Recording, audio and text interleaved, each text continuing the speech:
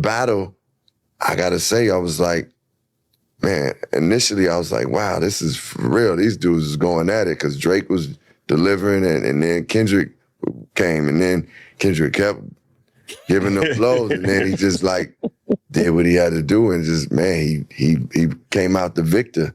He was the victor, like, just point blank, he won.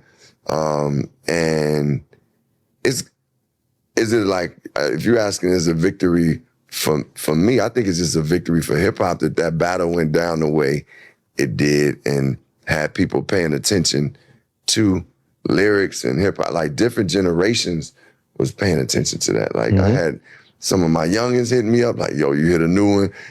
And then people my age hitting me up, like, yo, you hear what, you hear what Drake just dropped, you heard what Kendrick said.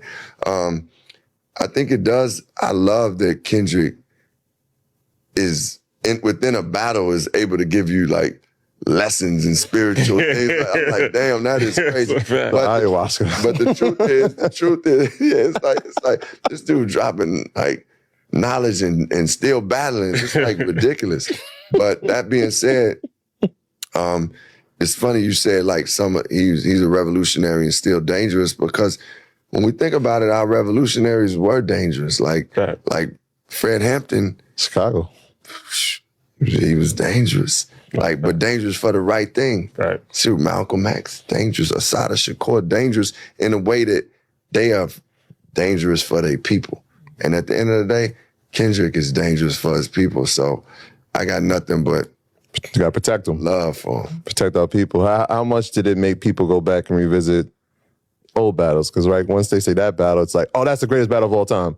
And we're living in that moment. And people are like, well, nah, there was this either thing that happened. And it was like, nah, there was like, I see the bitch in you. But so now it goes back, people get to revisit it. How much of it was brought back, like a little bit of nostalgia for you? Like, yo, we were in that moment, we've grown past it, but like, I remember that fire that I had. Yeah. I mean, it was more like people was bringing up the battle I had with Cube and the battle I had with Drake. Yeah. That's a fact. They brought that up. They would bring that up. But I was like, listen, first of all, both those battles got squashed. So I appreciate that y'all loved it. We had the battle. I was warned at that time. But, I'm just watching the battle now. So don't drag me in it. Somebody was like, yo, I was like, no, don't drag me in. I'm good, man. Let me watch this and just enjoy it, because they both going at it. And I think it was, I would have to say, man, it probably was the greatest battle we've seen. It's Brice Davis on the check-in.